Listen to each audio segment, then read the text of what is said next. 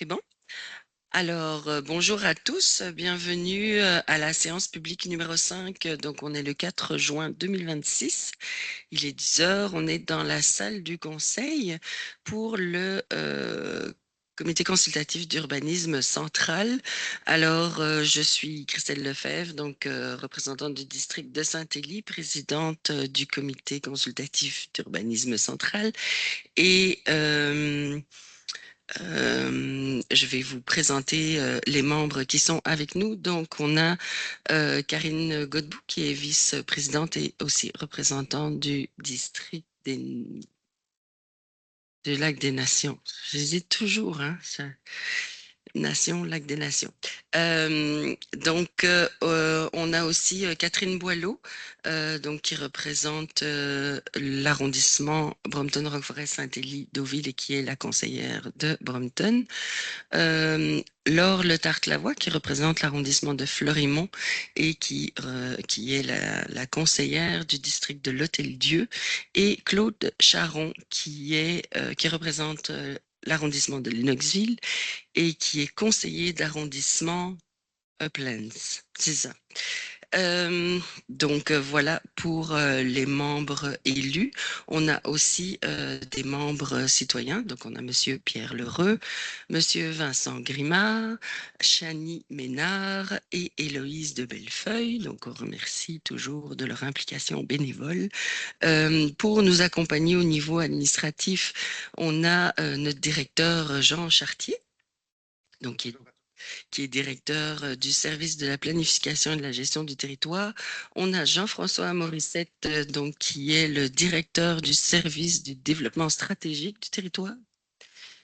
On a Madame Jeanne Bégin, chef de division. Accélérateur de logement. Accélérateur de logement.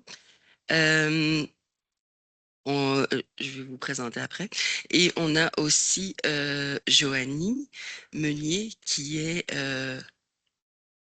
Oui, c'est ça, comme ça vous avez l'occasion de voir Joanie, qui agit à titre de secrétaire du CCU central. Et au niveau politique, aujourd'hui, on a comme représentante du cabinet une nouvelle participante, Coralie Duplessis, donc qui est en remplacement de Cédric Hamel, qui est en délégation en France, le chanceux. Donc voilà.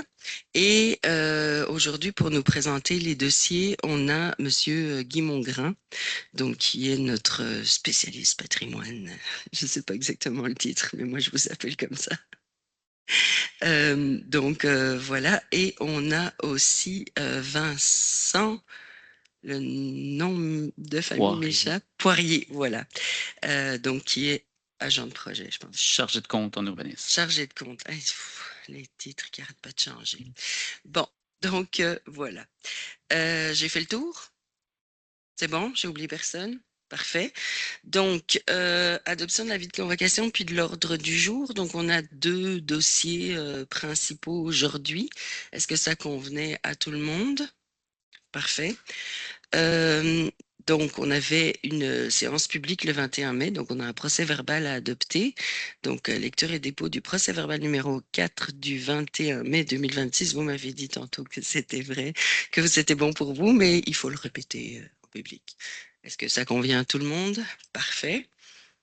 Alors, moi, j'avais un petit éditorial à dire aujourd'hui parce que ce matin a bien commencé puisqu'on a appris que le gouvernement reculait sur la loi 20, donc qui concernait les coopératives, et que justement, Madame Laure Le Tarte-Lavoie a travaillé là sur ce sujet et que le conseil municipal avait notamment fait une résolution pour demander au gouvernement de revenir sur cette loi-là qui venait un peu dénaturer le principe des coopératives. Donc, c'est une bonne nouvelle. Et donc, merci, Madame Le Tarte-Lavoie, pour le leadership aussi dans ce dossier. Donc, voilà, c'était mon éditorial du jour. Donc, on rentre tout de suite dans les dossiers 6.1.1. Et on est pile à l'heure. Analyse de la valeur patrimoniale dans le cadre d'une demande d'autorisation de démolition partielle au 7 rue Meade, arrondissement de Lennoxville. Et je pense que tantôt, monsieur Collins était avec nous. Il n'est plus là? On le rappelle? Il est en ligne? Ah oui, il y a une deuxième page, excusez. Donc, non, il n'est pas en ligne. Vous le voyez en ligne, moi je ne le vois pas en ligne. OK, oui, je le vois. OK, donc pour ce dossier-là, comme ça concerne Lennoxville, même si on a un représentant de Lennoxville par Monsieur Charon, j'invite quand même le conseiller municipal du district, donc Monsieur Collins, c'est avec nous. Bon matin, Monsieur Collins. Donc, je vais passer la parole à Monsieur Mongrain pour la présentation. Il nous a dit que ça allait prendre 3 minutes. Mais c'est pas grave, on vous met pas de pression, ça en prend 4 ou 5, c'est correct, on a le temps. Donc voilà, et puis je prendrai les questions et je prioriserai M. Collins s'il y a des questions et M. Charon avant. Donc allez-y, M. Mongrain. Bonjour tout le monde. C'est un cas un peu particulier aujourd'hui. C'est une démolition très, très partielle. C'est une annexe qui est accolée à un bâtiment principal. Je vais faire une petite introduction d'abord et avant tout pour dire que ce genre de démolition-là va être revu par une révision du règlement de démolition qui devrait se dérouler dans les prochains mois. Donc, mais pour l'instant, dans notre règlement actuel, on doit traiter ce genre de demande-là. Donc, c'est un immeuble sur la rue Meade à Lennoxville, pour ceux qui connaissent le quartier. Là, c'est tout juste en face du parc Centennial. Je rappelle les critères qui sont évalués ici par le CLP. Là, j'ai pris la peine de mettre aussi des critères qui... Excusez-moi, M. Mongrain, est-ce qu'on peut mettre en plein écran? Ah, excusez-moi. Sinon, ça fait... C'est petit, voilà. Voilà. Merci. Donc, j'ai pris la peine de mettre les critères aussi qui s'adressent au comité de démolition, puisque c'est des questions qui reviennent à tous les CLP, là. Donc, sont bien indiqués, là. Le comité de démolition, on voit, c'est des critères patrimoniaux plus d'autres critères. Donc, nous, ce qu'on regarde aujourd'hui, évidemment, là, c'est les critères patrimoniaux, les 5, 6 critères patrimoniaux. Donc, la demande s'attarde beaucoup sur la petite annexe là, qui est accolée au bâtiment principal. C'est juste à l'arrière, on la voit sur la troisième photo. Donc, on analyse la valeur patrimoniale de l'adjonction. L'adjonction, c'est le meilleur terme qu'une annexe. Donc, le bâtiment principal, le corps de bâtiment principal, lui, il est construit entre 1915 et 21, juste pour un peu mettre en contexte. Là. Et probablement que la petite remise accolée à l'arrière date aussi de l'origine. On n'en est pas certain, mais on a un volume, on le voit ici là, sur le plan de 1954. On a un volume qui est accolé au bâtiment principal en 1954. On a aussi une photo de 1980. Donc, c'est un petit volume rectangulaire coiffé d'un toit qui imite le bâtiment principal, le corps de bâtiment principal.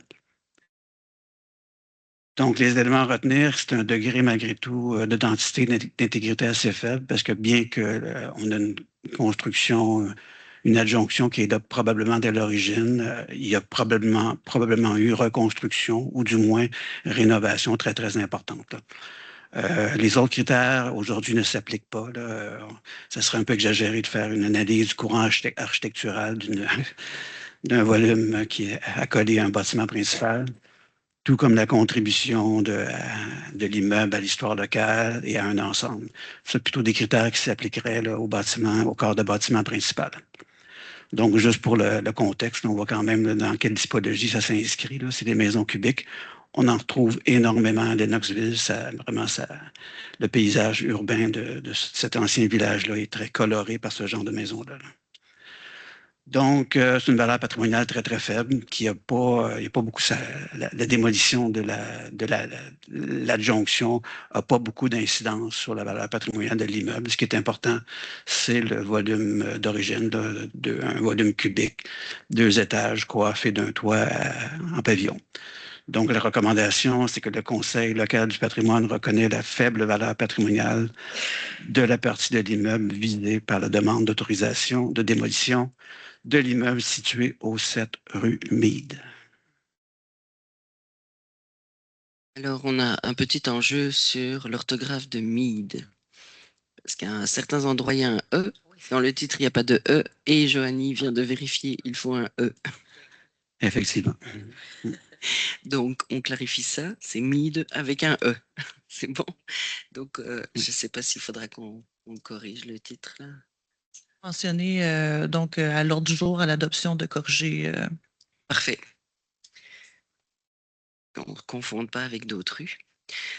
Je ne sais pas s'il y a une autre rue avec. Non, il faut un E. C'est dans la recommandation que vous n'aviez pas mis le E. Oui, c'est ça. Et c'est là qu'il faudra corriger. C'est Désolé. bon? Donc, est-ce qu'il y avait des questions, M. Collins? Je vous écoute. Oui, bonjour. Y a-t-il l'intention peut-être de reconstruire à cet endroit-là ou s'il fait juste démolir, puis c'est tout? Bon. Donc, on va répondre à la question, mais il faut toujours se rappeler qu'au niveau du CCU, nous, on se pose la question patrimoniale. C'est sûr qu'on a toujours en arrière de la tête qu'il y a quelque chose qui s'en vient à la place. Mais nous, tu sais, notre rôle, c'est vraiment de regarder est-ce que ça a une valeur patrimoniale, puis à quel degré ça a de la valeur. Mais je vais laisser M. Mongrain répondre. Ouais, pour la discussion, oui, effectivement, un projet. Là, je pense que c'est un peu un agrandissement sur 2 étages, si je ne me trompe pas, mais j'en suis même pas certain. Mais il y a un projet d'agrandissement, oui. Ils enlèveraient la petite annexe Pour la pouvoir remplacer, agrandir pour pouvoir agrandir. un bâtiment. C'est un agrandissement assez usuel dans ce genre de bâtiment-là. On en trouve plusieurs exemples à Lennoxville. Là. OK. Est-ce que ça répond à votre question, M. Collins? Oui, merci beaucoup. Moi, j'irai avec la recommandation. Parfait. M. Charon? C'est pareil aussi. Je vais avec la conversation, vu que c'est vraiment un impact minime aussi. Là, je pense pas que les voisins voient une grosse différence après. Puis, de toute façon, comme on dit, c'est une valeur patrimoniale. On n'est pas le comité de démolition ici, donc il y a un processus qui va passer. Il y a un suivi à faire. Merci. Parfait. M. Collins, vous vouliez dire quelque chose encore? Non, je m'excuse, je voulais enlever ma main, puis j'ai pesé à côté. Ah, d'accord. OK. Bon, je vais l'enlever pour vous, comme ça, on va Parfait. moins mêler. Parfait. Monsieur Lheureux. C'est la même question que M. Collins, là. Sauf que je voulais juste peut-être revenir là-dessus. Je comprends que ce n'est pas notre rôle de savoir ce qui vient après. En quelque part, si on autorise une démolition qui amène quelque chose de, j'allais dire, de pire, j'imagine que par rapport au permis de construction, ça va être réanalysé là, Oui. pour ce qui est de la construction. OK. Oui, ça, c'est le rôle du comité de démolition, là, de regarder. Je ne sais pas si on peut remettre la petite diapo là, avec Oui. les deux rôles en parallèle. Là. Mais effectivement, c'est difficile hein, pour nous Oui. de se retirer de la tête. Oui, mais qu'est-ce qui s'en vient à la place? C'est ça, c'est pour ça que je voulais faire quand même le commentaire. C'est quand même important de le savoir. Là. Mais il faut se donner cet exercice-là. Donc, c'est ça, comme on voit dans la deuxième colonne, là, le comité de démolition va regarder à d'autres critères, dont l'utilisation projetée du sol dégagé. Donc, qu'est-ce qui s'en vient après? Est-ce que ça vaut la peine? Puis, il y a tous ces critères-là, donc c'est à eux à regarder je viens de le voir. à cet ensemble de choses-là. Mais oui, je sais qu'à notre niveau, c'est très difficile d'empêcher ce réflexe naturel-là, mais... Puis j'ajouterais peut-être aussi, oui, le comité de démolition regarde le programme, là, mais il ne doit pas non plus se substituer à la réglementation puis aux autres instances. Par exemple, s'il y a un PIA, là, donc il n'y a pas la prérogative de se substituer aux autres instances. Là. Oui, parce qu'effectivement, quand il y a des espaces patrimoniaux, ça arrive quand même régulièrement qu'il y ait un PIA. Donc là, c'est une autre analyse qui s'en vient, où on regarde vraiment l'intégration architecturale.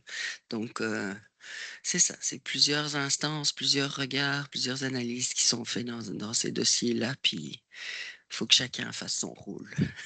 C'est bon? Puis, juste souligner, c'est ainsi que la loi est faite. C'est tout vraiment colligé dans la loi sur l'aménagement et l'urbanisme. Les comités consultatifs d'urbanisme examinent certaines choses. Le comité de démolition examine certaines choses. Et ainsi va la vie. Mais comme je l'ai dit, souvent, ça a aussi un intérêt intéressant d'être séparé. Surtout ici, à notre niveau. Tu sais, C'est parce que parfois, si on a trop conscience du projet qui vient, puis que c'est un beau projet, puis qui répond, on aurait peut-être tendance à se dire, bon, le volet patrimonial, c'est moins grave. Donc, c'est bien que ce soit séparé parce que nous, ce qu'on doit regarder, c'est être indépendant, puis regarder la valeur patrimoniale, nonobstant tout ce qu'il y a autour. Donc, ça a des bienfaits aussi que ce soit séparé comme ça. Puis j'ajouterais peut-être en ligne avec ça, ça fait à peu près 1 an qu'on fait ça, ce genre d'analyse-là. Puis la façon que c'est séparé, ça fonctionne jusqu'ici, là. Mhm. Puis l'avis du CLP s'en va au comité de démolition, puis c'est toujours un avis là, qui a quand même de l'importance, là. Oui. Puis le comité de démolition n'a plus à se poser la question non plus. Ils prennent notre recommandation, puis c'est de ça qu'ils doivent tenir compte. Donc, ils ne sont plus non plus à se reposer les questions que nous, on s'est posées. Donc, voilà. C'est bon? Monsieur Grimard. J'avais aussi la même question aussi. Ben, je tiens juste à ajouter peut-être un commentaire sur le fait que, bon, ça semble être une petite adjonction, une petite. Pouvez-vous parler plus près du micro? Oui, bien sûr. Une petite adjonction, une extension à un bâtiment qui peut paraître anodine comme ça, mais enfin, je viens d'une ville où il y a beaucoup de maisons, justement, ouvrières qui ont été faites au début du 20e siècle. Et ce sont des maisons allumettes. Et puis, les extensions vers l'arrière ont été faites au fur et à mesure que la ville, pas de la ville, pardon, mais que la famille s'agrandissait, où on ajoutait une cuisine d'été en arrière ou quelque chose. Donc, les adjonctions font partie de la valeur patrimoniale. Un peu la même chose à Limoilou, en arrière, où il y a des cages d'escalier qui ont été là, encadrées. Puis bon, dans les ruelles, ça fait également partie de la signature architecturale. Donc, c'est pas parce que c'est une petite extension, un bâtiment, que c'est forcément anodin. Là, je tiens juste à préciser ça. Ouais, j'espère que je n'ai pas voulu insinuer. Non, je veux juste commenter effectivement, vous avez tout à fait raison. Dans ce cas-ci, c'est une adjonction utilitaire, là. Ouais. C'est une remise, là. Ce que vous parlez, effectivement, des cuisines d'été, etc., là. Puis on a beaucoup ça, même dans le Vieux-Nord, les petites maisons sur la rue Hyde qui sont prolongées vers l'arrière. Effectivement, ce ne sont pas des adjonctions anodines. C'est la continuité de l'espace résidentiel, là. Ouais. Oui, qui est un reflet de l'évolution du passé. Mais là, comme on a dit tantôt, c'est que sans doute elle a été reconstruite aussi. Donc, c'est là qu'elle perd de son intégrité patrimoniale. Je dis pas de bêtises, monsieur Mongrain. Parfait. Bon, est-ce qu'il y avait d'autres questions ou commentaires?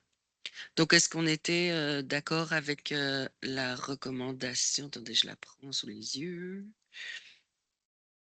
Donc, que le Conseil local de patrimoine reconnaît la faible valeur patrimoniale de la partie de l'immeuble visée par la demande d'autorisation de démolition de l'immeuble situé au 7 rue Mide avec un E.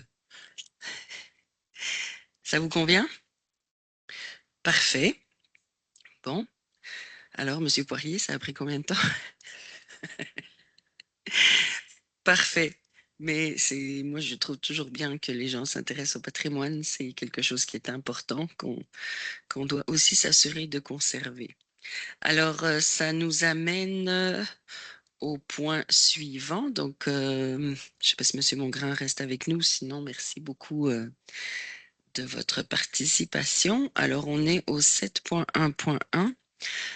Demande d'approbation d'un projet particulier de construction, de modification ou d'occupation d'un immeuble, donc entre nous, PPC moi, et demande d'approbation d'un projet résidentiel intégré, donc PRI, et d'un plan d'implantation d'intégration architecturale, PIA, et on en fait des affaires dans un dossier, construction de 5 immeubles de 3 étages comportant 8 logements chacun, zone H0644, lot 3 583 811 du cadastre du Québec, au 108 chemin Dion. Donc, c'est M. Poirier qui va nous en faire la présentation, et c'est dans mon district. Donc, voilà. Je peux ici. Oui. Donc, je répéterai pas tout le titre, mais en gros, il y a un PPC-moi et une autorisation de projet résidentiel intégré et de PIA. Juste pour rappel à tout le monde, c'est quand il y a un PRI d'office, il y a un PIA. Donc, c'est pour ça qu'il y a les deux ici. Exact. Puis, je vais le mentionner là, dans quelques diapos, là, pourquoi il y a 2 volets à cette demande-là. Donc, juste pour situer d'abord, là, il s'agit d'un projet situé sur le chemin Dion. Donc, on est près de l'intersection du chemin Saint-Élie. On est dans un secteur où la zone autorise des logements multifamiliaux atteignant jusqu'à 8 logements. Dans le secteur, on retrouve notamment des 2 logements, mais tout de suite à proximité, j'ai une photo juste après, là, mais tout de suite à proximité, il y a également un autre 8 logements déjà construits. On est également près d'un petit pôle commercial là, dans le bas de l'image, à gauche. Et on est sur un circuit de la STS, d'autobus, bien sûr. Puis maintenant, on a le transport à la demande en plus. Ah, bon, voilà. Le terrain, je précise, qui est une forme un peu particulière. Donc, c'est un terrain qui est quand même grand. Là. C'est tout ce qui est en bleu clair sur l'image. Et à la rue, donc, on a une largeur qui est plutôt étroite, finalement. C'est un lot donc, qui est étroit à la rue, mais qui a une plus grande profondeur, une plus grande largeur dans le fond du terrain. Donc, c'est pour ça qu'on... en fait, le promoteur veut donc profiter de cette grande superficie-là pour faire un projet résidentiel intégré. Donc, quelques images du secteur. Donc, le terrain au centre délimité en rouge. Donc, le 8 logements dont je parlais qui est situé sur le côté gauche de l'accès depuis le chemin de Dion. On a le 2 logements qui est immédiatement à gauche de l'accès également. À la droite, quand on regarde le terrain, évidemment, c'est un petit bâtiment commercial d'entreposage. Et en haut à droite, l'image, on voit le terrain, le fond de terrain, en fait, avec un bâtiment qui sera démoli. C'est vrai, j'ai oublié de mentionner. Donc, une maison unifamiliale sur le terrain qui fera l'objet d'une demande de démolition, en fait, qui est déjà en cours. Là, vous avez déjà vu au CLP normalement, qui va donc aller au comité de démolition. Je crois que c'est en juillet. Et au fond, je voulais préciser également, il y a un autre bâtiment d'entreposage agricole qui est sur le terrain voisin. Voilà. Donc, le projet, je le mentionnais, il y a 2 volets à la demande. En fait, il s'agit d'un PPC- parce qu'il y a un élément qui est dérogatoire dans la demande, dans le projet. Il s'agit de la marge maximale et également le volet projet résidentiel intégré et PIA, comme le mentionnait Mme Lefebvre, puisque c'est un projet résidentiel intégré. Normalement, il y a un PIA également qui s'applique. Le projet est donc de prévoir 5 bâtiments composés de 8 logements chacun sur 3 étages, plus un sous-sol, pour un total de 40 logements. Le projet prévoit également des cases de stationnement au nombre de 60 cases extérieures. C'est un projet que ça fait plus d'1 an, en fait, qui est connu. En fait, c'est depuis fin 2024, début 2025. Donc, il répondait aux normes, il répond en fait en tout point aux normes de projet intégré, à l'exception de la marge avant que je vais revenir. Et ce qui a fait que ça a pris finalement tout ce temps-là, notamment avant qu'on l'amène au CCU, c'est que le projet va nécessiter le prolongement d'un réseau pour desservir les bâtiments, chacun des bâtiments en termes d'aqueduc égout. Et ça prenait des plans produits, des plans civils additionnels avant de l'amener au CCU pour s'assurer que par la suite, c'était possible et qu'on pourra faire une entente promoteur, là, je rentre dans les détails, mais bref, ça prenait ces documents-là. C'est ce qui fait que ça a tardé là, avant qu'on l'amène ici. Puis on avait le moratoire aussi, je pense qu'il était bloqué à cause du... non, lui était juste à la limite. En théorie, il n'était pas dans le moratoire. Quand même. Il est, pardon? Le nombre d'unités oui. était... OK, parce que parfois, quand ça dépasse le nombre d'unités qui était initialement prévu, ben, ils sont bloqués. En effet, mais non, c'était pas un enjeu. Il était à la limite du secteur qui était visé. OK. Donc, on a les 5 bâtiments. On a prévu l'ajout d'énormément d'arbres, puisqu'actuellement, il y a peu d'arbres sur le terrain, donc surtout au pourtour du terrain, mais également au centre vis-à-vis l'aire de stationnement. Je précise également qu'il y a des aires d'agrément un peu partout, à 3 endroits principalement. Je vais revenir en fait sur les aires d'agrément. Donc, voilà. Au niveau de l'élément qui est dérogatoire, donc c'est la marge avant. La réglementation actuelle dans la zone prévoit que les bâtiments doivent s'implanter à un maximum de 16 mètres de la rue. Dans ce cas-ci, comme je le mentionnais, le terrain est relativement étroit à la rue. On est autour d'un peu plus de 20 mètres. Si on le voit, là, juste à imaginer, si on prend un bâtiment de 8 logements qui est autorisé donc dans la zone, qui était collé près de la rue, ça aurait été impossible d'accéder au reste du projet. Et comme c'est un grand terrain, bien, il y a un grand potentiel justement d'aller construire le projet en version résidentielle intégrée comme il le propose. Donc, ça venait donc empêcher ce développement-là. Donc, la norme serait de permettre, en fait, de ne tout simplement pas appliquer la marge avant maximale dans le cadre d'un projet intégré. Donc, le PPC-, c'est ce qui viendrait autoriser finalement. Puis là, comme vous le voyez, la ligne rouge, la flèche rouge au centre de l'aire de stationnement, c'est ce que j'ai voulu indiquer. Là, on serait à plus que 160 mètres. Donc, c'est quand même considérable comme dérogation, d'où notamment là, la raison pourquoi on passe par un PPC-. Donc, c'est vraiment ces deux aspects-là qui sont dérogatoires. Seulement un, en fait. Donc, la marge avant maximale qui n'est pas respectée. OK, le 160 mètres, ce n'est pas dérogatoire. Non, non. Ben, en fait, oui, le 160 mètres est dans le fond, la norme aurait été 16 mètres. Si. Ah, ben, pas si. Lui, ce qu'il propose atteint jusqu'à 160 mètres. Ah, OK, d'accord. Okay. Donc, c'est d'où la dérogation. Donc. Oui. Puis, donc, c'est dans le périmètre urbain. Oui. Et donc, c'est en zone où on veut quelque part densifier, si je peux me permettre. Oui. Donc, effectivement, tu sais, quand on a un potentiel de terrain, puis que ce terrain est déjà tout nu, là, en ce moment, il n'y a rien dessus. Petite maison. Ben, c'est comme normal qu'on regarde à faire des dérogations. Puis, encore une fois, je répète que si ce n'était pas de cette marge avant maximale-là privée à la grille, qui est plutôt très rare, en fait, dans les zones de la ville de Sherbrooke, le projet était conforme pour son projet résidentiel intégré. Donc, c'est vraiment le seul petit élément qui accrochait. Puis, si on était hyper strict et rigoureux, ça voudrait dire qu'il pourrait faire juste quelque chose sur le bord de la rue. Il aurait pu avoir seulement un petit bâtiment, peut-être même pas atteindre 8 logements si l'espace ne le permettait pas avec les marges, les bandes végétalisées et tout. Donc, on aurait peut-être eu un simple 3-4 logements près de la rue. C'est ça. Puis, comme il n'y a pas d'allée véhiculaire publique ailleurs, ben, on perdait tout ce terrain-là. Puis, la forme du terrain, oui, large, mais surtout profonde, donc plutôt étroite, vient rendre aussi difficile une autre configuration que ça, finalement. Puis, on n'est pas dans un secteur non plus où on peut créer de nouvelles rues, donc ce n'était pas possible non plus de penser que c'était une rue qui allait être érigée, là, construite là. Parce que je pense au nord, il y a un sentier privé, là. Oui, il y a des servitudes et des accès privés parce qu'il y a un autre bâtiment, en effet, là, à l'arrière ou du côté gauche qui passe par une servitude, mais encore là, c'est privé. C'est vraiment. Et donc, on n'autoriserait pas un accès. Est-ce qu'il y avait encore des choses à dire? Oui. J'arrive avec plutôt les bâtiments pour le volet plus architectural. Ben, en fait, terminé sur les espaces extérieurs, donc petit plan de référence dans le bas. Donc, 3 principales sections là, qui comptent, entre autres, dans les aires d'agrément. Donc, il y a vraiment la section... En fait, entre chaque bâtiment, on prévoit des espaces verts et des espaces avec arbres. Il y a un sentier tout le long du terrain qui longe le terrain ou qui longe l'arrière des bâtiments qui permet de circuler. Un peu plus au centre, il y a une aire barbecue, table à pique-nique, donc au bénéfice de tous les résidents. Et plus au coin en haut à droite, on retrouve un pit à feu et de l'espace vert un peu plus grand, un peu moins... en fait, il y a des arbres au pourtour, mais le centre permet de justement faire des sports. Là, par exemple, il propose un but de soccer.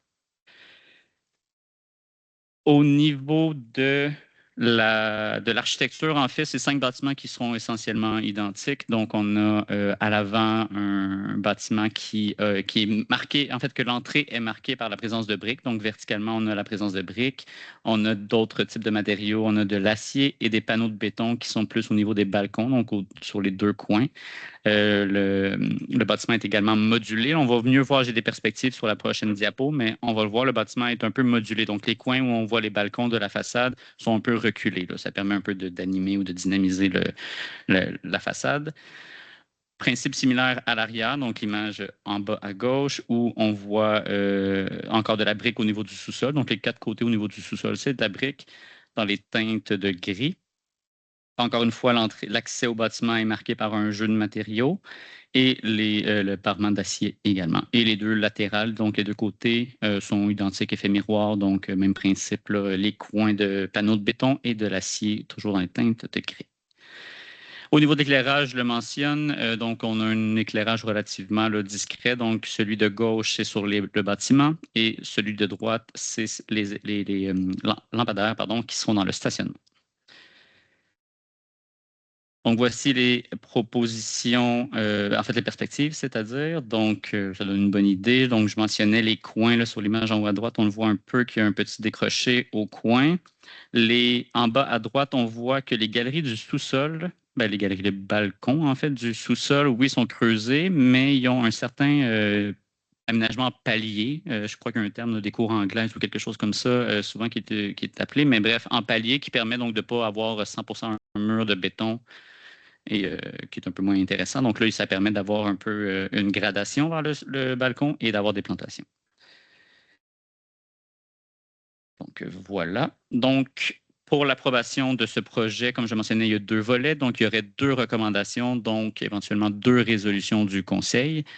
La première concerne le PPC-MOI, donc que la procédure d'autorisation d'un projet particulier de construction, modification ou d'occupation d'un immeuble visant la réalisation d'un projet intégré résidentiel de 5 bâtiments de 3 étages comprenant 8 logements chacun soit entreprise pour permettre, dans le fond, la dérogation qui est, malgré les normes prévues, la marge avant maximale de la classe d'usage H8, donc habitation qui comporte de 4 à 8 logements, n'est pas applicable dans le cadre d'un projet résidentiel intégré. Donc, je précise que c'est vraiment seulement pour ce terrain-là, pour ce projet-là, parce que c'est un projet intégré. Si, par exemple, il changeait d'idée et qu'il faisait un simple bâtiment de 8 logements, la marge maximale continuerait de s'appliquer. C'est vraiment dans le cas d'un projet intégré. Et que les autres dispositions réglementaires prévues à la grille s'appliquent. C'est un processus, là, on ne l'a pas marqué dans cette version-là puisque c'est pour entamer les démarches, mais le processus de PPC-MOI va prévoir une consultation publique du projet. Il n'y a pas encore de date, je pense. Hein. On a déjà une idée, là, ça serait dans le fond, si tout va comme l'échéancier préliminaire le prévoit, on serait adoption donc possiblement en juillet pour le PPC-MOI et donc plus en août pour la consultation publique. Ah, OK. OK. Bon, comme c'est dans mon district, je vais me permettre de vous partager ce que j'ai déjà partagé avec l'équipe, évidemment. Bon, au sud, c'est du commercial. Il y a des petits commerces, puis des trucs de, j'allais dire storage, mais il y a un meilleur mot en français. Là. Entreposage? Entreposage, merci. Puis en haut, il y a un sentier privé, là, puis bon, les maisons sont quand même loin. Donc, au niveau d'intégration, moi, j'ai pas d'inquiétude. Au niveau acceptation sociale, et là où moi, j'ai un bémol aussi, c'est l'enjeu de circulation. Parce que j'essaye péniblement d'avoir l'autorisation de mettre une traverse quelque part à la rue des Alouettes, à la hauteur de... en fait, en dessous de la rue des Alouettes. Mais il y a une règle qui dit qu'il faut que ce soit à 250 mètres d'un feu de circulation, donc on me le refuse inlassablement. Mais je vais continuer à le demander parce que ça commence à se densifier par là. Il y a un autre projet qui va s'en venir aussi plus au nord. Et tous les jours, il y a des marcheurs, des cyclistes, etc. Et je n'ai pas de traverse à cet endroit-là. Alors que de tout ce quartier-là, les enfants sont des marcheurs pour aller à l'école, doivent traverser le chemin Dion. Donc, c'est vraiment mon inquiétude à ce niveau-là. Et je pense que dans la consultation, éventuellement, ce serait ça qui ressortirait de la part des gens parce que ça fait quand même pas mal de familles en plus, de foyers en plus. Donc, ça va densifier encore plus la circulation sur le chemin Dion. Donc, je me dis que peut-être à ce moment-là, les services vont être un peu plus ouverts à faire une exception et trouver une solution parce qu'on a eu régulièrement des accidents et des passés proches, là, surtout à l'heure de la circulation des enfants, là, le matin surtout. Donc, c'est vraiment, moi, la grosse crainte que j'ai là. Parce que le problème dans ce quartier-là, c'est que on voit pas là sur la diapo le nom des rues, mais ma villa 2, là, ce qu'on appelle ça, c'est que les parents n'osent pas laisser les enfants marcher pour traverser le chemin Dion. Il n'y a pas de brigadier non plus. Donc, ce que ça fait, c'est que les gens vont porter leurs enfants en voiture Et donc, ça embouteille tout près de l'école, donc ça crée un autre problème. Donc, c'est un peu ma demande et ma crainte, là, si en plus on rajoute des logements là. Donc, voilà. Donc, je pense que ça a été capté par les équipes, puis il va falloir quand même regarder à ça, là.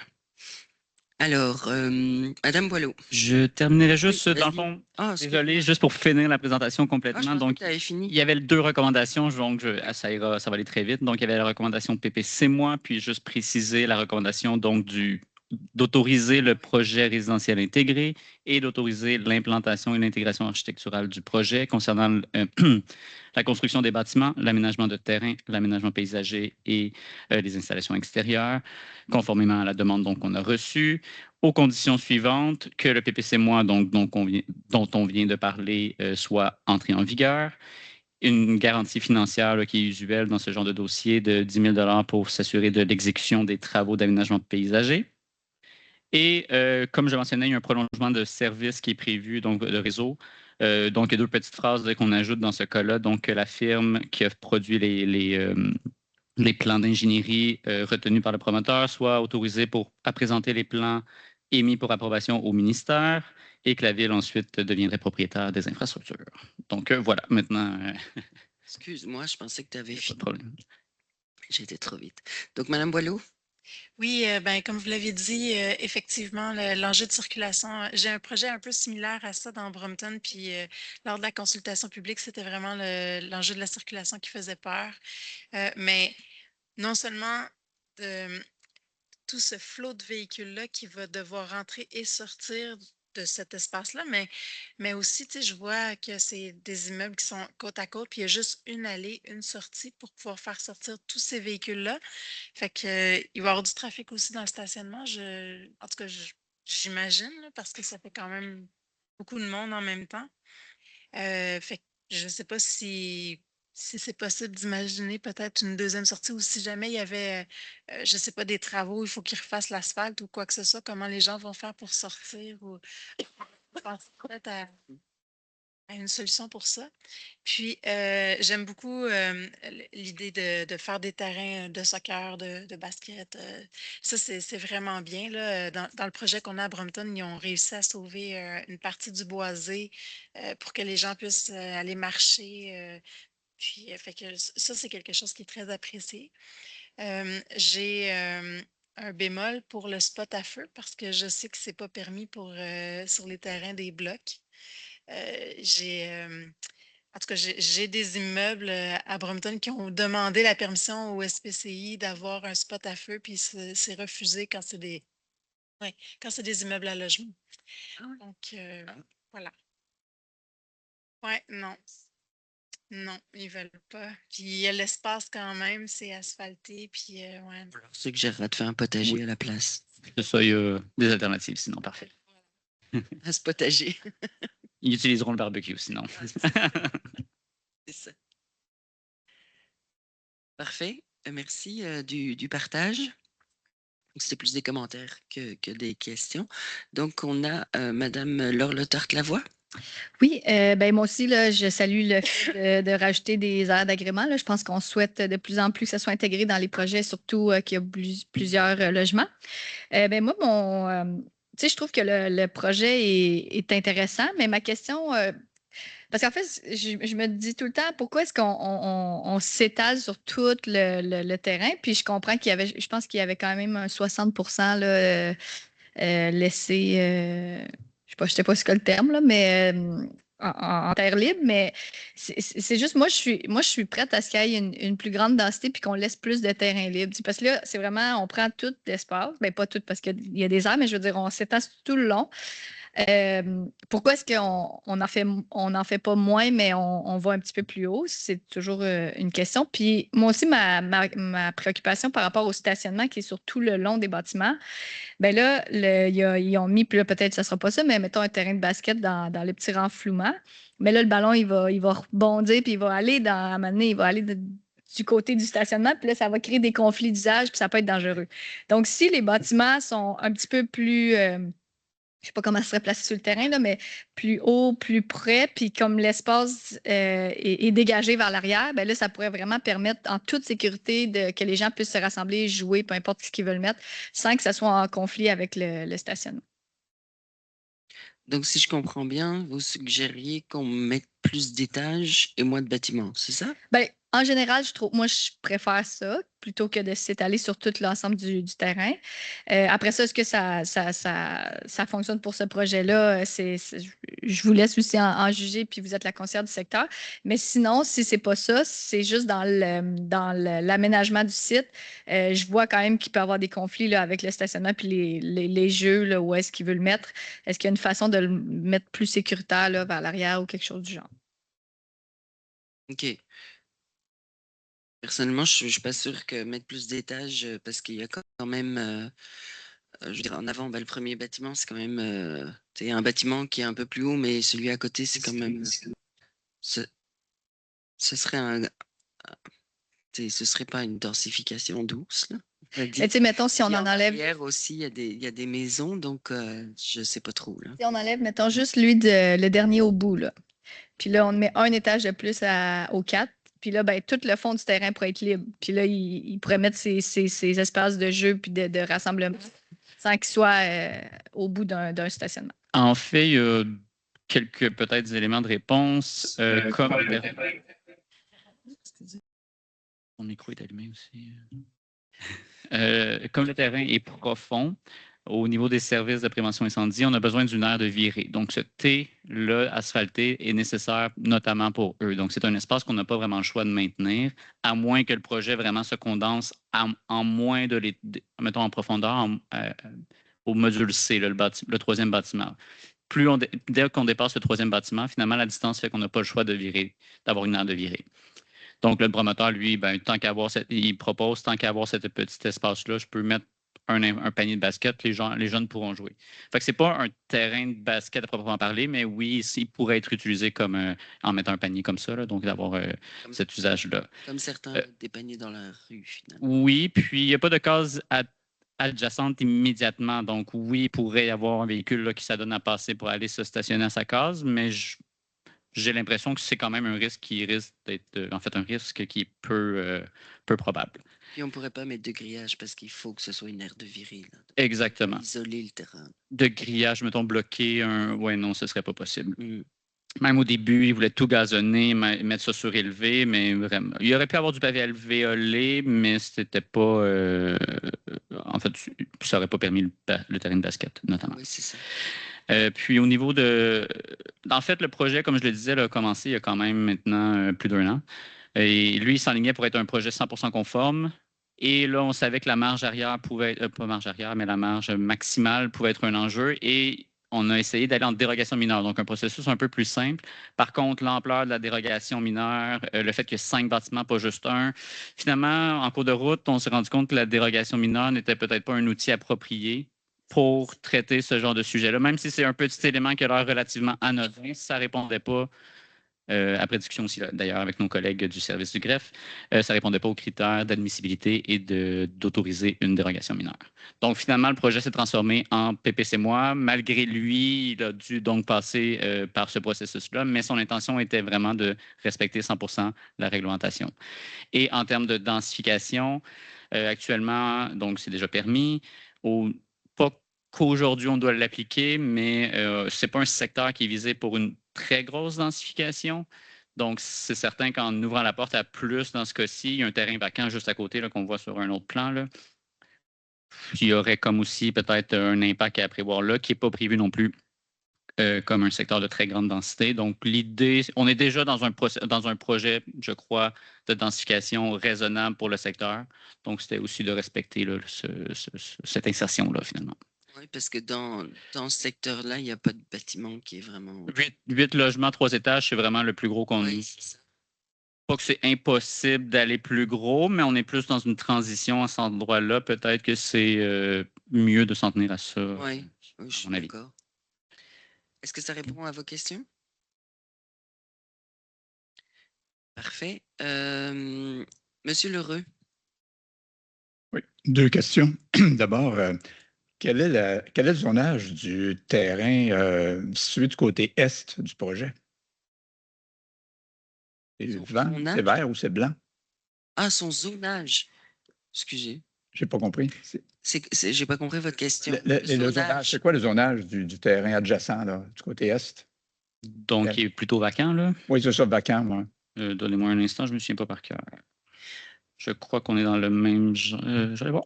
Ça va prendre... Historiquement, là, il était question qu'on prolonge la rue Morin et qu'elle reconnecte en haut avec la rue des Ducs. Mais il y a beaucoup de milieux humides à cet endroit-là. Donc, il y a plusieurs contraintes. C'est la chance qui possède ces terrains-là. Puis il y avait eu, c'était passé au dernier mandat aussi, et on avait conseillé là, au groupe La Chance de densifier le haut et d'éviter de connecter jusqu'au bas pour respecter les milieux humides. Donc, au niveau du zonage, je ne sais pas si oui, donc, il y a le zonage, puis il y a les contraintes réelles du terrain aussi, là.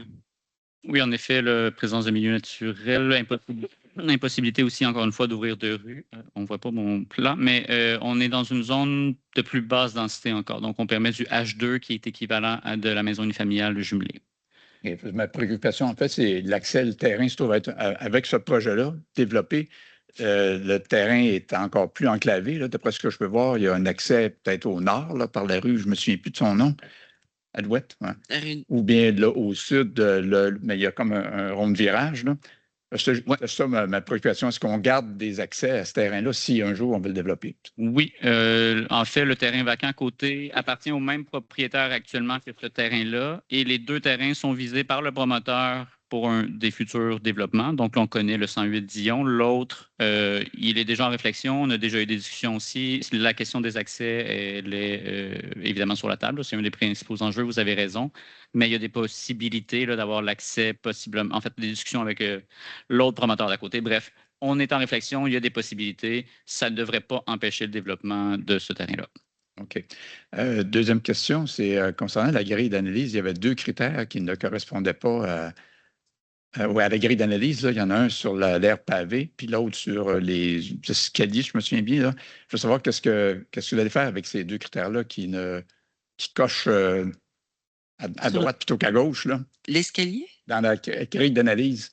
Je pense, entre autres, dans le document. Il y en a un, là, c'est la surface pavée qui va amener un débit de ruissellement important.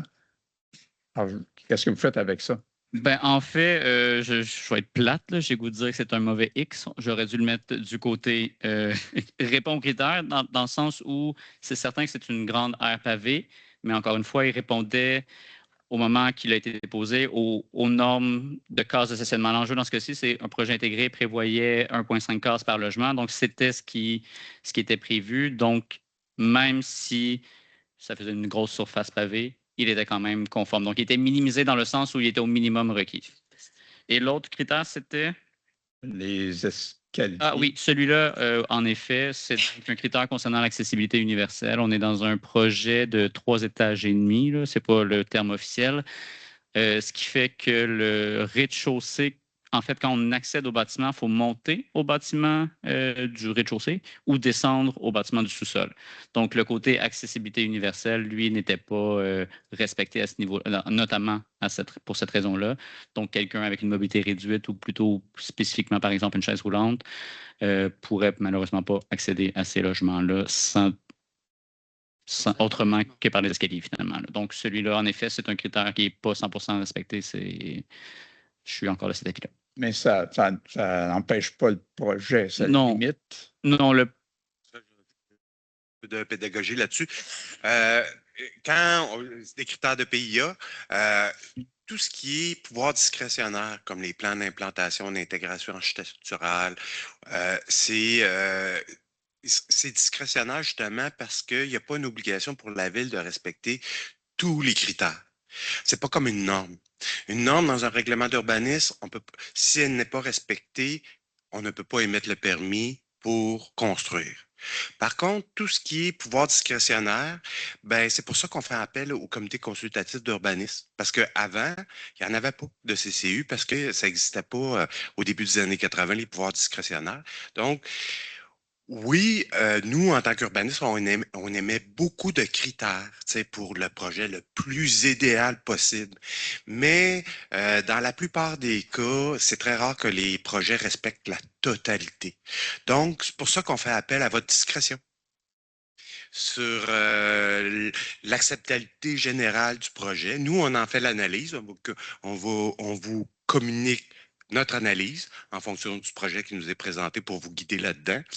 Puis par la suite, c'est à vous de voir si, bon, il se peut que certains critères, vous pourriez dire, je vais absolument le faire respecter ce critère-là, mais vous pourriez dire aussi, c'est vrai qu'il y a 2, 3 critères qui ne sont pas respectés, mais que vous êtes d'accord avec le projet général de toute façon, donc vous l'acceptez tel quel. Donc, c'est votre prérogative, mais c'est aussi la flexibilité de l'outil. Ouais, c'est un peu ça. Puis Et puis, l'intérêt je aussi, trouve, c'est de... ça c'est aide de- je ne suis pas contre le projet, au contraire, puis là, compte tenu des besoins en logement dont on a, Mhm. je pense qu'effectivement, il faut aller de l'avant. là. Oh. L'autre critère, là, je comprends que ça n'a pas été coché à bonne place, mais juste par un commentaire, dans des cas comme ça survient.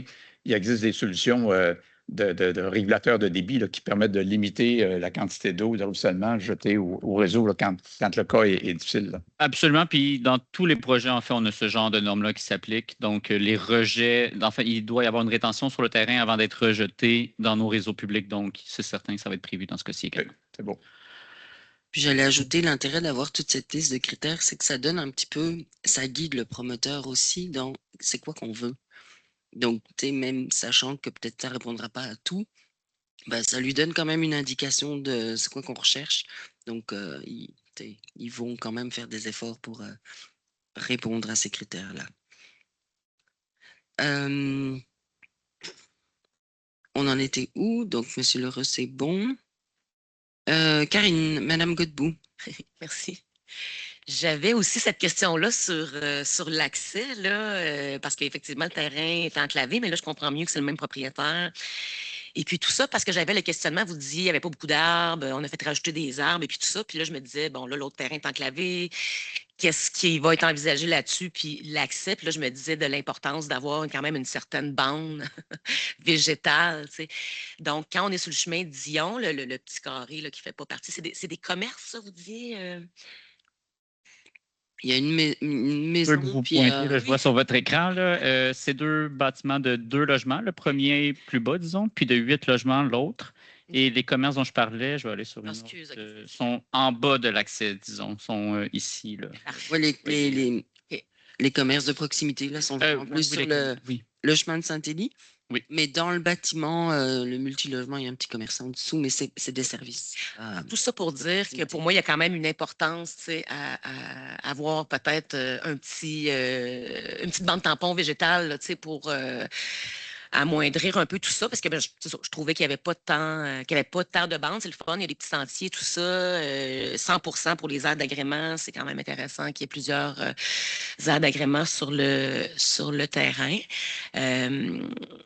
Je pense que c'est un beau projet. C'est sûr que pour rebondir sur le commentaire là, de Mme Le-Tarte-Lavoie, je suis aussi d'avis, puis j'ai eu il y a des exemples aussi, là, à la ville de Sherbrooke, des fois, tu vois un projet intégré, c'est des 2 étages, puis là, il y a plusieurs bâtiments, alors que tu te dis, ben, si tu avais rajouté un étage, tu aurais pu avoir moins d'occupation au sol, puis développer davantage un milieu de vie. Donc, c'est sûr que j'en suis aussi, mais je reconnais qu'il y a des enjeux au niveau de la densité des hauteurs aussi dans ce coin-là, mais je tenais aussi à partager ce commentaire-là. Ensuite, je me dis, ils vont avoir vraiment, vraiment beaucoup de plaisir dans le déneigement, on dirait par rapport à la configuration du stationnement. C'est un commentaire. Au niveau de la gestion des matières résiduelles, j'imagine que c'est possiblement des conteneurs. On a-tu ces éléments-là à cette étape-ci? On les voit entre le module C et le module D. Là. Vous regardez à l'écran. En bas. Je vois que vous le regardez sur votre ordi, mais... Dans l'aire de virage, là. Dans le fond, on voit un peu mon curseur, mais oui, c'est tout prévu. Là, sont au centre arrière. Là, donc, si je voulais vous... Oui. Ah mon Dieu, je ne suis même pas dans le bon bout. Mes yeux sont. Donc, oui, c'est déjà tout prévu, c'est des conteneurs et l'air de virée incendie va notamment aussi servir pour l'air de virée. Les camions, les camions pour la gestion des matières Ouais, brûlantes, c'est voilà. bon. Puis là-dedans, on comprend évidemment la récupération, les poubelles, puis le compost, étant donné qu'on est en déploiement actuellement. Le compost aussi, mais il risque d'être plutôt en bac, lui, je crois. Je ne crois pas qu'à 40 logements, ce sera requis le conteneur. Et puis à ce moment-là, si on a des bacs de compost, la collecte se fait. Juste près de la rue. Il faut porter les bacs sur le chemin de ville. Probablement, oui. OK. Mais OK. effectivement, ça, il faudrait. C'est parce que c'est pas encore imposé, là. Non. Mais il faudrait que, au fur et à mesure, c'est que les promoteurs soient au courant qu'il faut qu'ils le prévoient, là. Parfait. Ça fait le tour des commentaires qui n'avaient pas été nommés. Parfait. C'est pour l'histoire des étages, là, je pourrais voir module B, module C, peut-être un étage de plus, mais les autres, pas vraiment, vu ce qu'il y a autour, là. Donc, Certain nombre d'étages, le code change, le code de construction voilà. change. Donc, il peut y avoir les ascenseurs notamment nécessaires. Et donc, ça vient changer complètement. À partir de combien d'étages? C'est là, c'était à partir de 3. C'est à partir de normalement plus. Au-delà de 3, il faut un Normalement, ascenseur. au-delà de 3 Ok, ça, étages, ça tout à prend fait un le prix. ascenseur. Souvent, ça fait la différence aussi être en ossature de bois Mhm. ou tomber en béton. Donc, au niveau des structures, ça a des gros impacts. Souvent, il y a un step entre le 3, puis souvent, après ça, pour redevenir rentable, il faut monter plus haut. Mais c'est important que vous le disiez parce que nous, c'est facile, hein, de dire on met un étage là. Yaka, hein, dans le monde des Yaka, tout va bien. Jeanne? Oui. Je pèse pas sur le bon piton. Juste ce micro. Je passe ma vie à peser sur celui-là. Oui, c'est ça. Désolée vraiment ce matin pour ça. Je m'en allais, justement, c'était ça mon commentaire par rapport à, je trouve ça vraiment intéressant, là, la discussion par rapport à densifier, augmenter le nombre de logements, puis amener en hauteur. Mais il y a des avantages et des inconvénients, comme le dit M. Morissette, à la fois au code de construction, mais aussi dans la conception des espaces. Donc, effectivement, quand on augmente en hauteur, il y a peut-être des normes d'incendie supplémentaires parce qu'on a plus de gens ensemble. Ça fait augmenter le coût des bâtiments parce que ça prend des panneaux d'alarme incendie, etc., etc. Aussi, il y a toute la question de l'accessibilité. Quand on a des plus grands bâtiments, il faut y avoir des logements accessibles. Donc, souvent, il y a un peu cette conscience-là des promoteurs de faire des plus petits bâtiments. Ça a moins d'exigences au niveau technique. Puis, dans la conception, souvent, ce que ça fait, c'est quand on a un grand bâtiment comme ça, il y a un corridor à l'intérieur. C'est très difficile de faire des coursives à l'extérieur au Québec à cause de la neige. Et puis, ça empêche d'avoir des espaces qui sont lumineux, qui ont des lumières, des fenêtres, en fait, sur une ou deux ou trois façades. Ce que ce type d'implantation-là va permettre. Donc, il y a tout un jeu architectural de conception, puis de code de construction, d'exigences techniques à considérer des fois là, dans les projets. Pas les coursives. C'est des espaces extérieurs où on peut... c'est comme un corridor extérieur, dans le fond. Donc, c'est que les locataires ont accès à leur logement via l'extérieur. Puis, évidemment, tout ça, ça a un impact sur le coût que les locataires vont avoir, là. Donc, ça aussi, dans une perspective où on a une crise de l'abordabilité, c'est important d'en tenir compte. Un complément?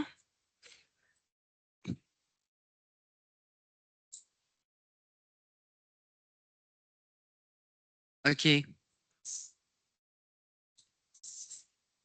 Ouais, les fameuses normes sismiques, hein?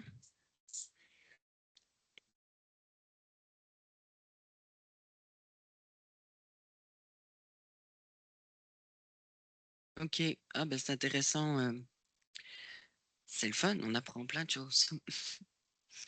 C'est bon? Alors, on était rendu à M. Grimard.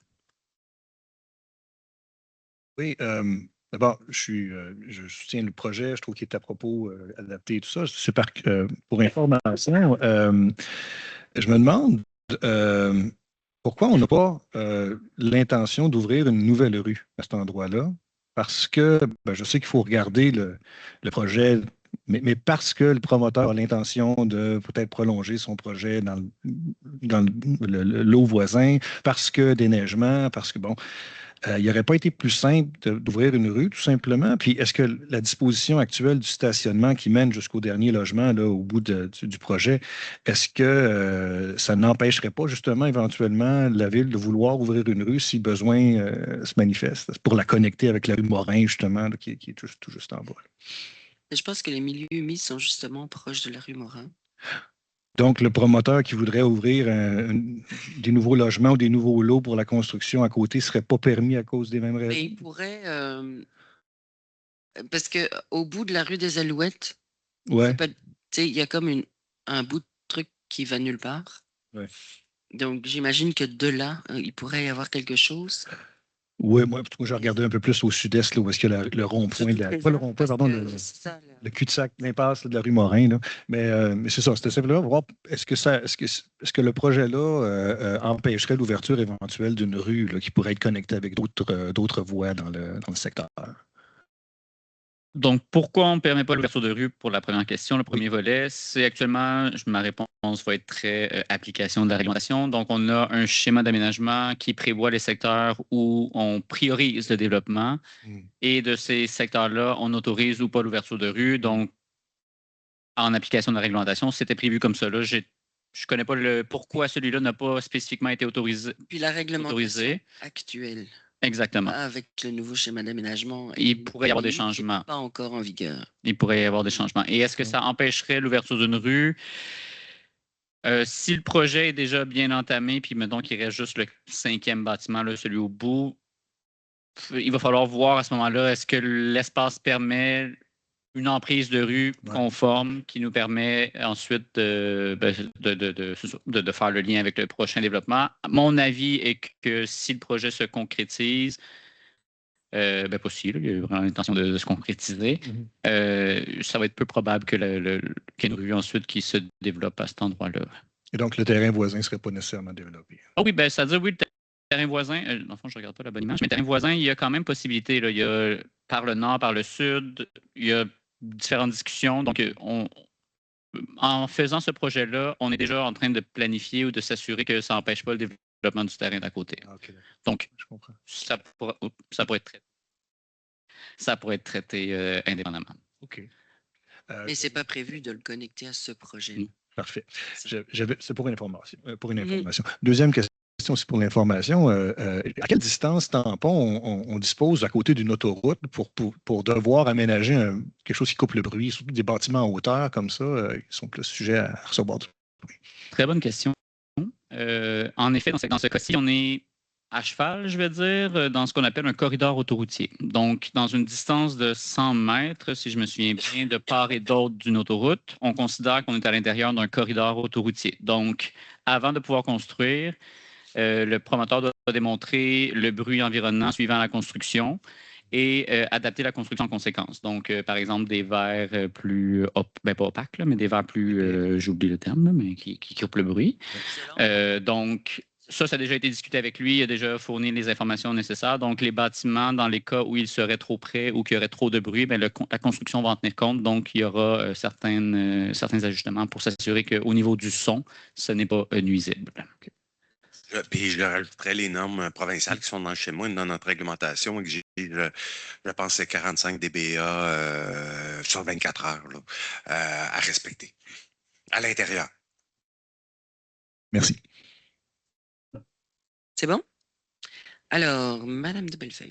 Oui, merci.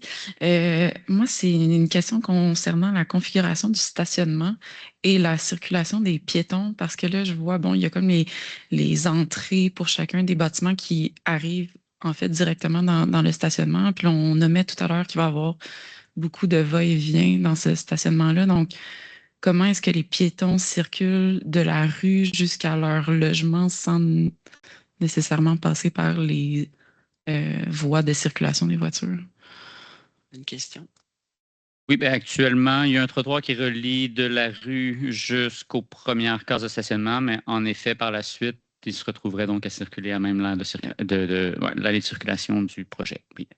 Donc, moi, j'ai un enjeu avec cet aspect-là. Peut-être les stationnements qui sont près des bâtiments c'est peut-être ceux-là qui sont plus problématiques là, parce que quand on commence à être en rangée comme ça pour reculer, puis ça, il y a moins de visibilité. Là, donc, je ne sais pas si c'est une étude qui peut être faite pour voir comment est-ce que les piétons arrivent, parce que là, bon, de la rue jusqu'au premier stationnement, c'est bien, mais pour les enfants ou pour les...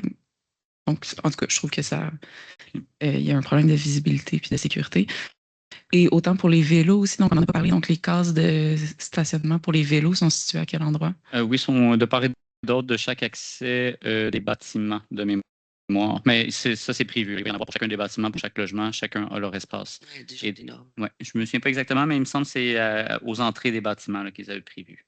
Donc, même chose que pour les piétons, si on veut favoriser d'ailleurs la circulation des piétons et des vélos, d'avoir des accès qui sont peut-être différents ou qui permettent, parce que là, je vois des sentiers qui sont super d'ailleurs derrière les bâtiments des sentiers piétons, mais d'avoir une façon pour les piétons puis les vélos de passer, d'aller jusqu'à leur logement sans passer par l'aire de stationnement, c'est ce que je privilégierais.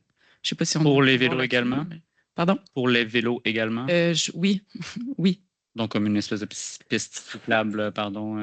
Ben, ou en tout cas, ou une aire protégée ou quelque chose, parce que pour tous les véhicules qui vont reculer, surtout ceux du haut, là, les stationnements du haut, là, les véhicules qui vont reculer, en tout cas, ça pourrait peut-être créer des enjeux de sécurité, à mon sens. On pourrait peut-être demander qu'il ait une attention Ça particulière. pourrait, comme on est dans un PPC-, il y aurait aussi la possibilité d'en faire une condition, donc ça ne retarderait pas le projet nécessairement, mais il devrait faire l'ajout pour l'obtention du permis.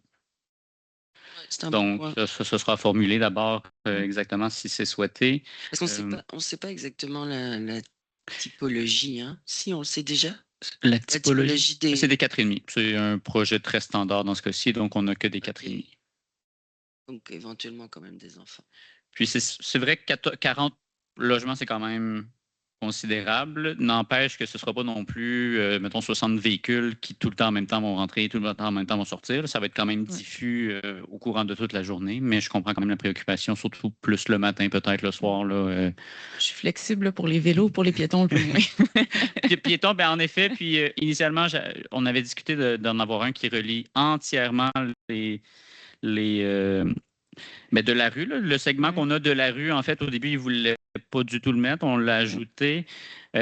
L'argument qu'il soulève, c'est que ça ajoute de la surface imperméable, alors qu'il y a déjà l'allée de circulation qui peut permettre les piétons. Puis comme c'est un 40 logements, il était d'avis, c'est pas tant de circulation et tout. Donc là, c'est un peu comme une poire en deux, là, qu'on a coupé la poire en deux un peu à ce moment-ci, mais ça pourrait faire partie des conditions là, si vous y tenez. Là. Et ça pourrait être un sentier aussi. Oui, ça pourrait être sentier aménagé sans être pavé à 100%. Asphalté ou quelque chose comme ça, mais que ce soit prévu qu'il y ait un espace. J'avais une autre question, si tu peux me permettre. Un tout autre sujet, là, Pierre l'a mentionné tout à l'heure par rapport au non-respect sur l'accessibilité des logements. Puis je comprends que ça amène des coûts supplémentaires. Est-ce qu'on a un moyen ou un certain pouvoir là-dessus à dire peut-être un des 5 bâtiments pourrait être plus accessible ou un des 40 logements pourrait avoir...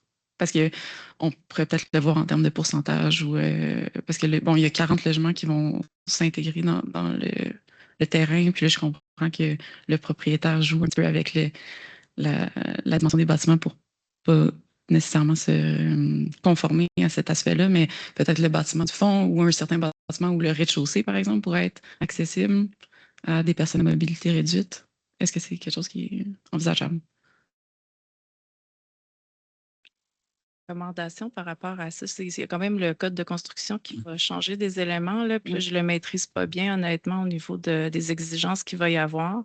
Je trouve que c'est une bonne idée, mais quand même, il ne faudrait pas faire du cas par cas, c'est-à-dire qu'il faudrait qu'on puisse établir une règle qui peut-être qui s'applique à tous, puis de façon équitable pour tous les promoteurs.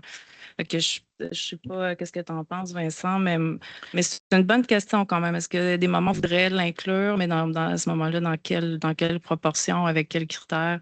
Je trouve que c'est une belle préoccupation, mais j'essaie de voir à ce que ce soit appliqué de façon équitable, puis pareil pour tout le monde. Là. Ouais, on ne pourrait pas l'exiger à ce promoteur-là. Puis... J'hésite à savoir si on pourrait l'exiger en condition, en effet, dans ce cas-ci. Mais je suis d'accord aussi de peut-être avoir des lignes directrices que quand on dépasse 40 ou quand on atteint 40 logements et plus, peu importe, là, on vise à avoir un 10, 15, 20 je ne sais pas, qui est accessible.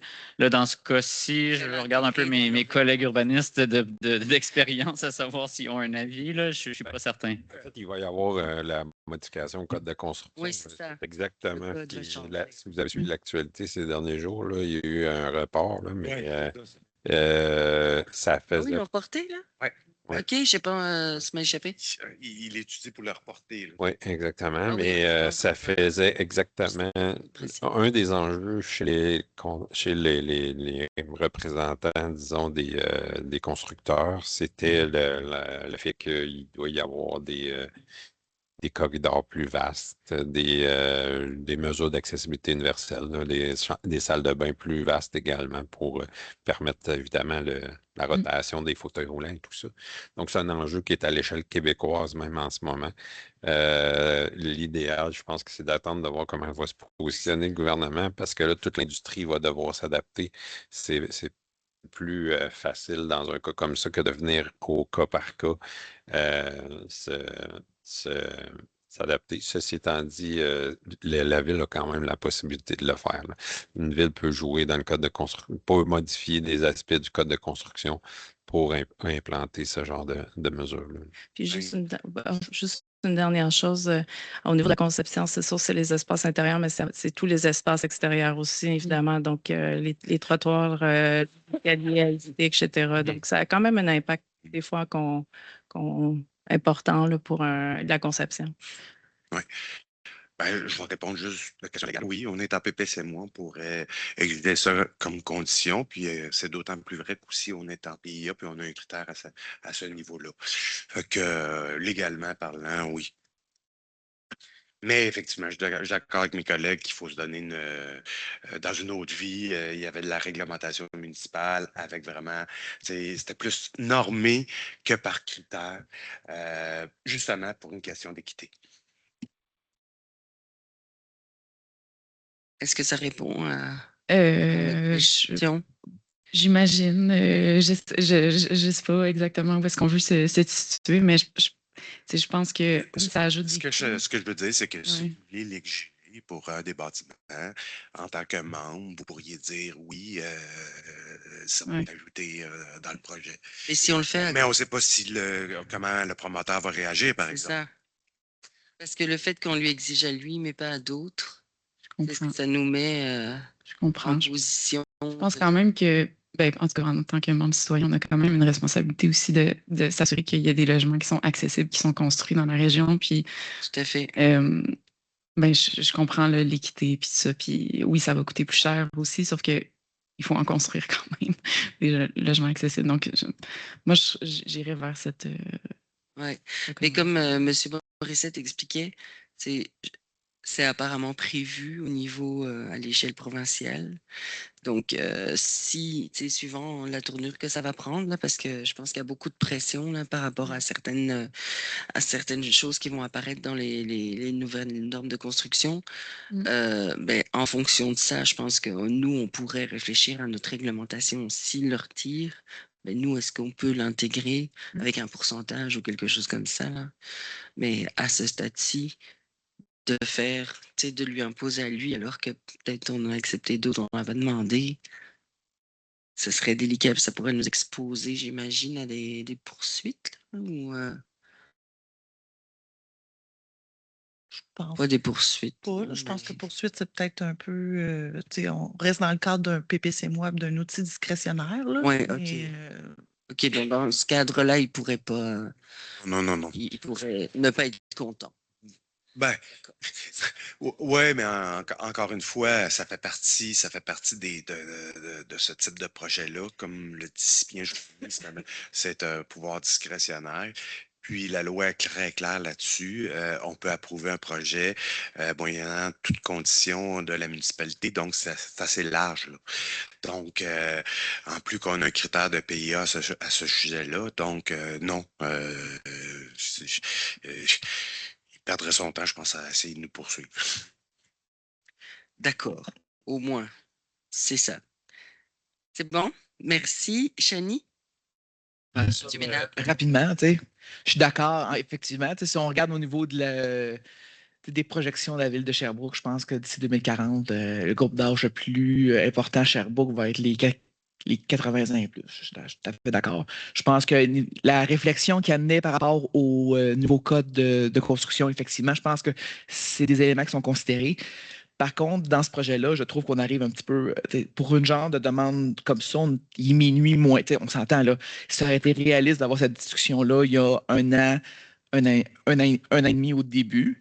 Moi, je serais très mal à l'aise d'y aller avec on a le fameux, il est interdit de faire comme du zonage, comment ils appellent ça, du spot zoning ou je sais pas quoi, mais je trouve qu'il y a... Zonage parcellaire. En français. Merci, merci. On serait dans une approche qui serait semblable, je trouve, qui serait pas fair qui serait pas équitable. Oui, ça c'est vrai pour l'équité, mais le PPCMOI, c'est une autorisation du gouvernement de faire du zonage parcellaire. Oui, c'est vrai. C'est pour ça qu'on ne fait pas des changements de zonage pour des. Mais oui, pour l'équité, c'est tout à fait vrai. Là. Exactement. Fait que, au point de vue de où est-ce qu'est le projet actuellement, venir rajouter ça, c'est rendre accessible le bâtiment, c'est pas juste au niveau de la façon que tu peux entrer dans le logement, mais après ça, c'est tout dans la conception du logement elle-même. En gros, ça lui demande, efface tout puis retourne à la table à dessin parce que là, on a des zones de virage pour les chaises roulantes, ce genre de choses-là intégrées qui sont clairement, de ce que j'ai vu au niveau des plans, qui ne sont pas intégrés. Là.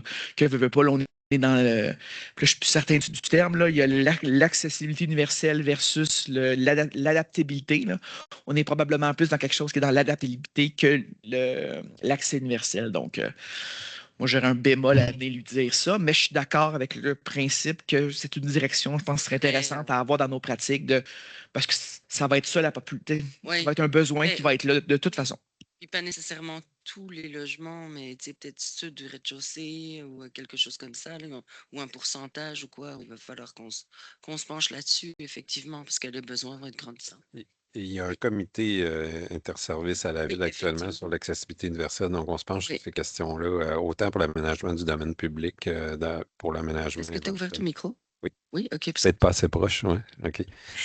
Qui se penche sur ces questions-là, autant pour l'aménagement du domaine public que pour le domaine privé, là, dans ces cas-là. Dans ce cas-ci, présentement aussi, il faut rappeler qu'il y a c'est un demi-étage, là, donc demi-sous-sol, communément appelé. Donc, ça rend ça plus difficile. Ouais. Il y a la notion d'accessibilité universelle, mais il y a aussi de visitabilité aussi qui existe, toutes sortes de concepts là-dedans. Là, donc, oui, puis il y a un comité qui s'occupe de l'inclusion, diversité, etc. Et le comité VADA aussi, donc Ville Amie des aînés, qui se penche sur ces questions-là. Et donc, effectivement, tous les services sont impliqués dans ces réflexions-là. Donc, on garde espoir. À un moment donné, ça va être intégré d'une manière ou d'une autre, que ce soit au provincial ou dans notre réglementation. C'est bon? Monsieur Lheureux, votre main était levée. Je suis d'accord avec Chani, c'est un peu trop tard pour ce projet-là, mais par contre, je trouve l'idée d'Héloïse intéressante, à savoir si on peut, pour des prochains projets, demander ça. Mais avant de demander ça, puis d'aller plus loin là-dessus, moi, ce que je trouve serait extrêmement important, c'est d'avoir une espèce d'analyse technique et financière de ce que ça représente globalement, ce genre d'exigence-là. Et là, on pourrait voir si on exige ça pour des 50 logements et plus, 100 logements et plus ou quoi, pour voir dans quel sens ça a un impact réel. Suggestion que je fais. Oui, tout à fait. Mais je pense qu'il y a déjà des équipes qui se penchent là-dessus, si j'ai bien compris. Mais effectivement, parce que là, on a le plan d'urbanisme, le nouveau qui s'en vient. Puis après, il y a toute une révision réglementaire qui arrive en même temps, mais on va approfondir aussi toutes ces questions-là. Donc, on va avoir l'occasion de réfléchir à tout ça et d'implanter des nouvelles normes. Puis, on parle d'accessibilité, mais il y a aussi d'autres choses là qu'on peut faire au niveau construction écologique, etc. Il va falloir qu'on réfléchisse à ces choses-là. Est-ce qu'il y avait d'autres informations à communiquer?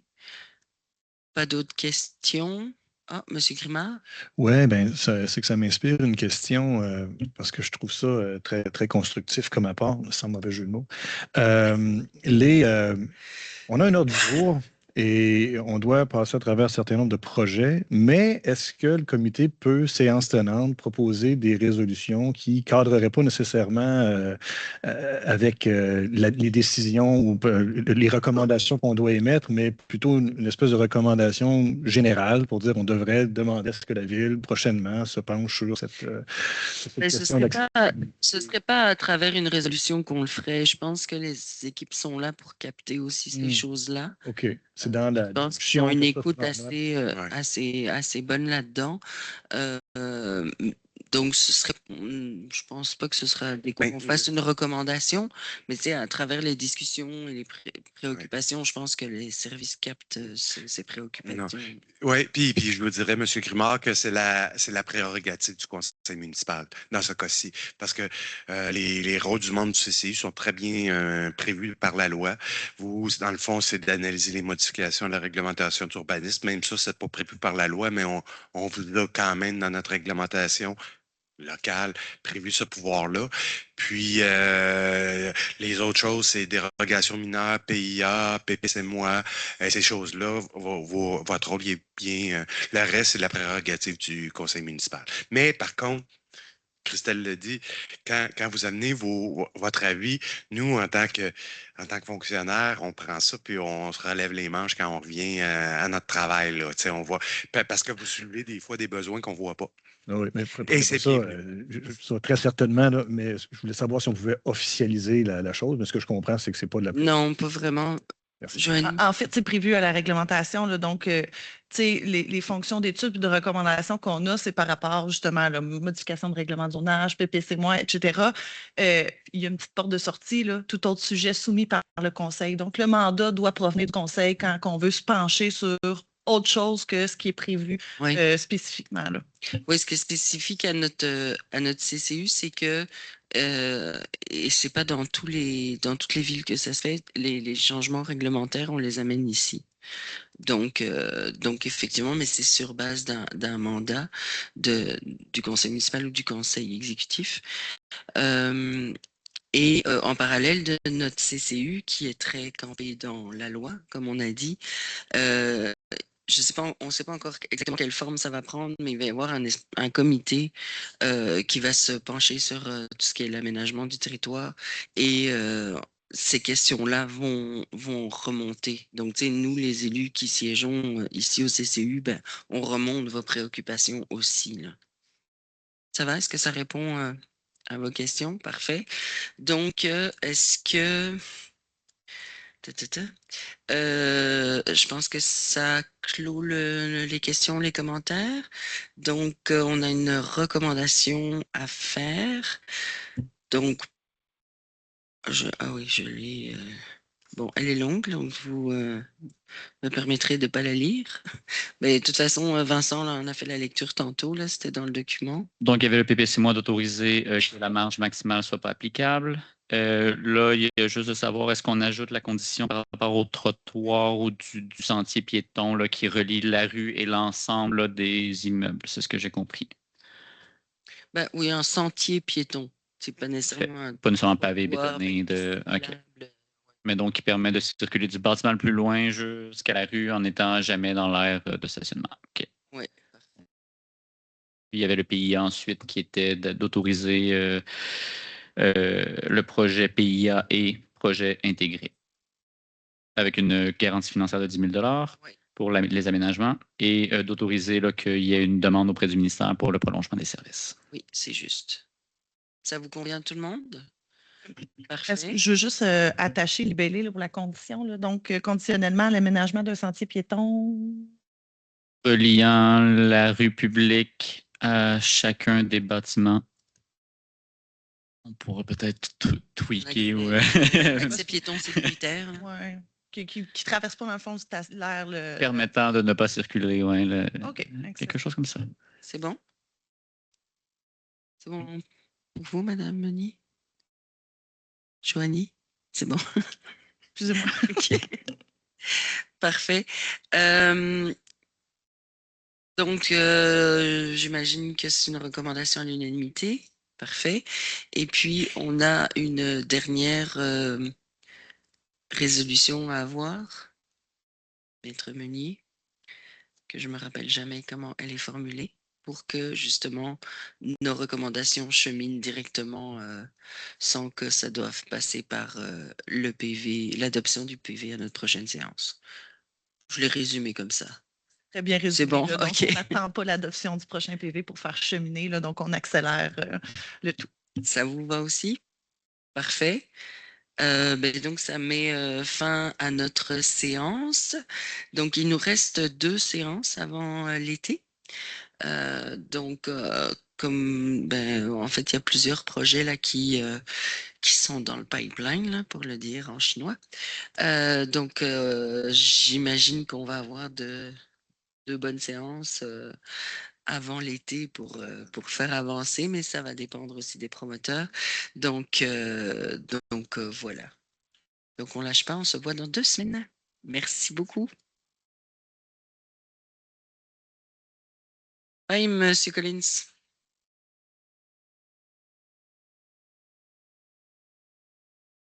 Et voilà.